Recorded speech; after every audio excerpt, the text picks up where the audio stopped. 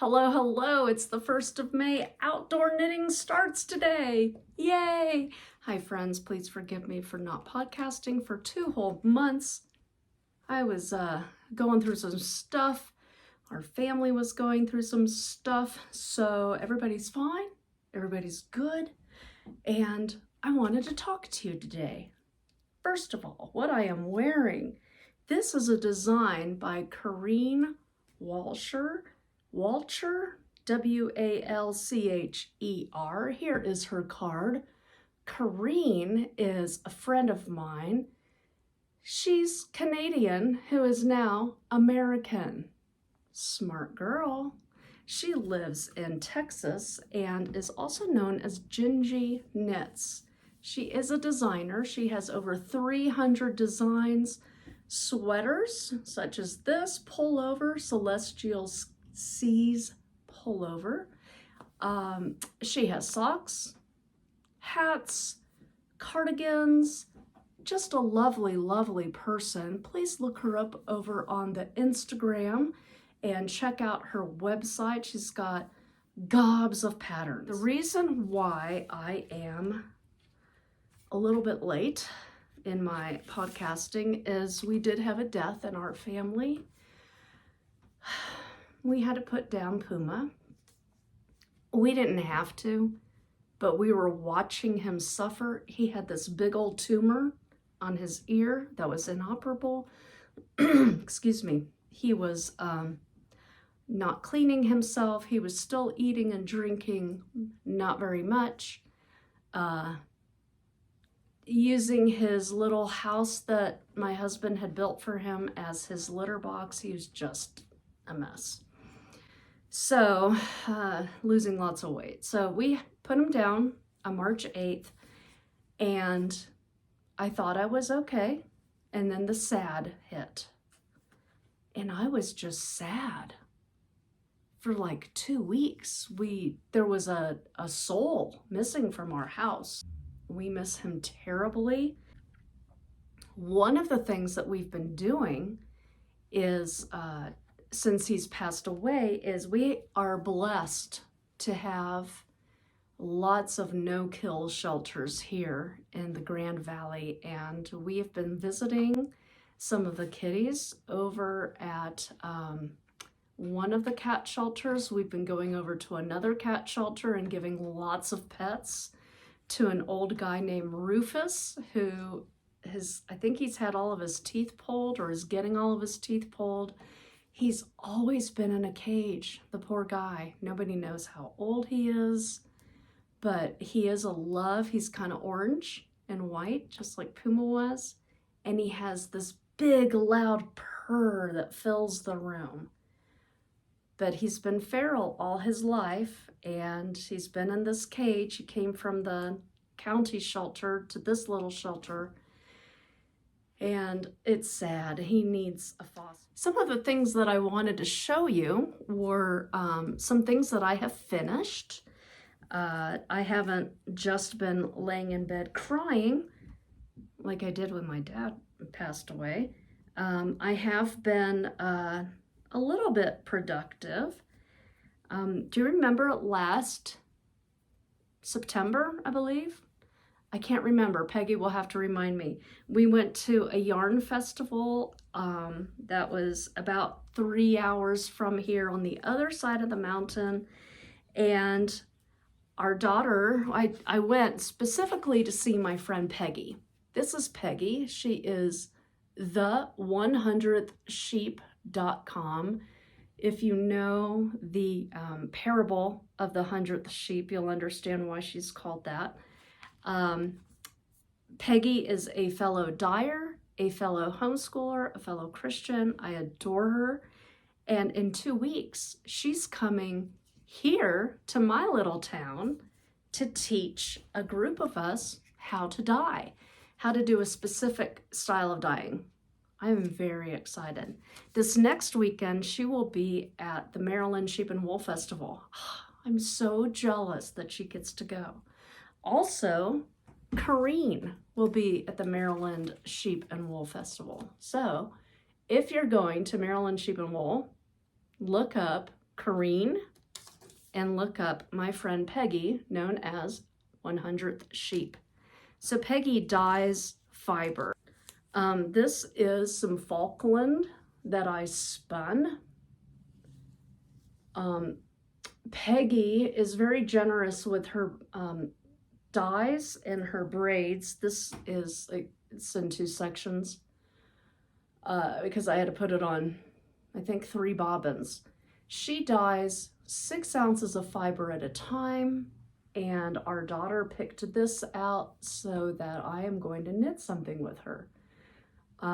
This is about 321 yards, 6 ounces of Falkland. So in some spots, it's mostly a DK weight. Some of it is, you could tell I spun some of it very thin and some of it not as thin. Obviously, as with anything else, I need to practice every single day. What? So this is one of the first things that I finished. Something else that I have finished is 8 of my 9 squares for one of my 9 patches for my blanket that is an ongoing project.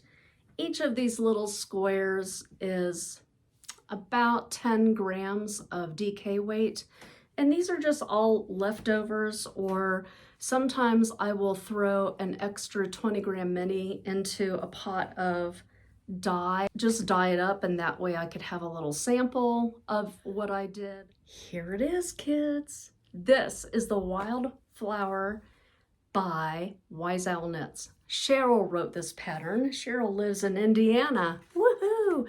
And a fellow Midwesterner. Cheryl wrote this pattern, and then she had a knit along in March and in April, and I was furiously knitting on this because I wanted to finish by the deadline. She had a little giveaway kind of thing. The knit along ended on April 17th, which is, of course, is just in time for Easter. This was made with 2 skeins of the purple Cerama Bamboo, which is a superwash merino nylon bamboo blend, and I love how the bamboo resists the dye, giving the yarn a little bit of a heathered look, but also a little bit of a sheen. The rest of the sweater uses a little bit of Cerama Bamboo, but it also uses my friend Caitlin over at Hartley's Handmade. It uses some of her hand spun yarn, and what a delight it was to knit with Caitlin's hand spun yarn, because even though I've never met Caitlin ever in my life, we've talked online, we've talked on the phone, we've Zoomed, we've emailed, we've sent packages. This is like getting a hug from her. I just love you, Caitlin. Thank you so much. Okay, moving on. I have some works in progress, which knitters and crocheters call whips, W-I-P-S. I'm working on 2 things right now. The first is, it's a test knit, and Millie Knits is hosting this knit along. I'm doing this out of a bright pink Americana 100% superwash yarn that is a DK weight. It's got some cables, 4 pattern repeat, and this is as far as I've gotten. I've gotten the 2.5-inch rib, and I got some TV watching done during that time, and I have all of my little markers right here set up so that it reminds me when I come to a marker, I have to do something. So it helps me not lose track of where I am on the pattern. And she charted and she wrote out all of the directions, and I'm choosing to use the chart because I'm more visual that way. Okay, the second thing that I'm working on is called the Laguna Shawl, and I really don't have much to show you because this is not blocked. There is a lovely lady in our church. This is a lace shawl. Many of the ladies in our congregation wear head coverings during liturgy. But because the skull is moving and because she wears head scarves, I thought, wouldn't a nice little lacy thing be gorgeous for her? So this is what the lace looks like as I'm knitting it up, which isn't much. But if you look, I'm gonna see if I don't drop any stitches here. By the way, when you're doing lace work, if you use wooden needles, there's not as much slipperiness as if you're using metal needles. And I was using metal needles before.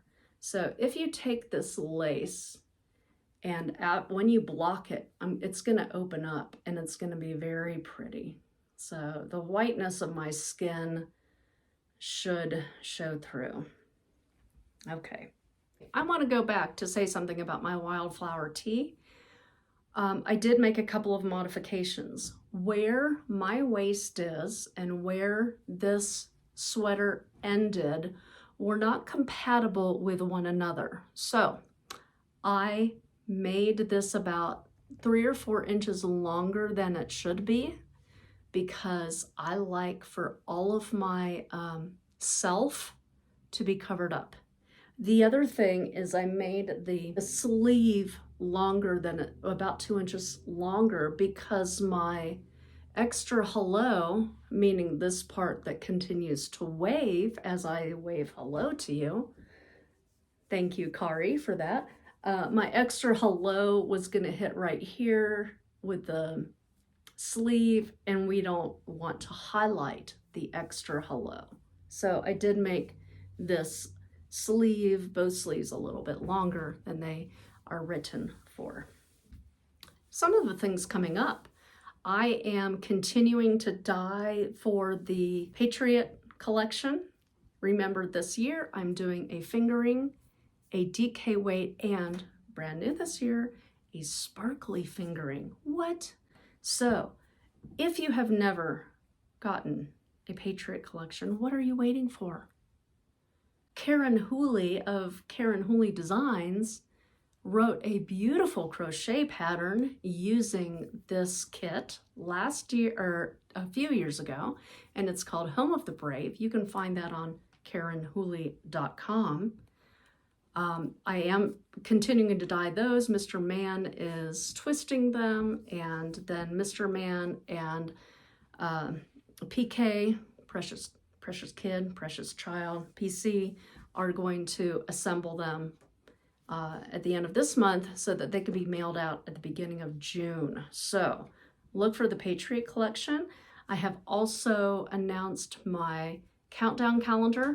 It is Wizard of Oz themed. So you'll receive 12 minis and 1 large regular size skein. By the way, I'm not doing a pattern. I'm not doing any cute bags. I'm not doing any little tchotchke things unless I come across something that I really want to share with you. Okay, coming up in June, there is a crochet along, and it's going to be with Karen Hooley. It is the Enchanted Vine shawl. This uses 1 skein of fingering weight, and Karen used the Secret Garden, which I have in stock. This is the Secret Garden. This is actually the Highland sock, which is 100% Peruvian Highland wool. And this is the Cerama sock. And you can see the Secret Garden has a few little pops of color in there for the flafloos, as our daughter used to call them. There they are next to each other. The Highland and the Cerama sock. You can tell the one that's a little bit more dull is the Highland because there's no nylon in it. So that's the Secret Garden Enchanted Vine. Okay, also coming up is Shark Week that Politically Incorrect Knitters are hosting. I don't have a date. It's going to be sometime in the summer, and it's probably going to be run just like it was last year, because Anne, our great overlordess, is going to run that, and you'll have to start and finish a project within a week. If you don't finish by the deadline, you gotta rip it out because you got bitten by the shark. Okay, knowledge blessing for you. I mentioned earlier that I'm going to wear this on Easter. Easter for Orthodox Christians is May 5th this year. It is known as Pascha, which is the Greek word for Passover. Pascha, Easter, celebrates the eternal Passover from death to life, because as you know, Jesus conquered death. The Orthodox Easter always follows the Jewish holiday of Passover. The Julian calendar was established by Julius Caesar in 45 BC, and it's based on the solar cycle. The Gregorian calendar, which was instituted in 1582 by Pope Gregory XIII, it also added the leap year because of the extra minutes that were kind of adding up.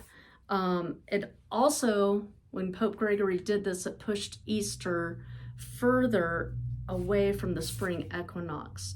Under the Gregorian calendar, the Western churches established that Easter be held on the first Sunday after the full moon that occurs on or after the spring equinox. Orthodox churches, primarily in Greece, Cyprus, Russia, Romania, etc., continue to observe Easter on the Julian calendar. Since I am Greek Orthodox and the Patriarchy is in Constantinople, not Istanbul, we celebrate Easter on May 5th. I hope that everybody out there in YouTube land is fine. Actually, yes, I did have note cards this time so that I wouldn't have as many ums and ers, and we can see how well that worked. I would like to have a little bit of a giveaway, a $15 gift certificate to anything in my store. Just drop a little something down below. Tell me, what is your favorite color that is on the website right now? chickenladyfiberarts.com. Take a look-see and see if there's anything that catches your eye. And I will choose a winner and hopefully be back to you in 2 weeks. I hope that you're having a marvelous day. It's a little bit cloudy today. We love the cooler weather because this summer it's going to be hotter than heck. Have a beautiful day, friends, and thanks always for watching.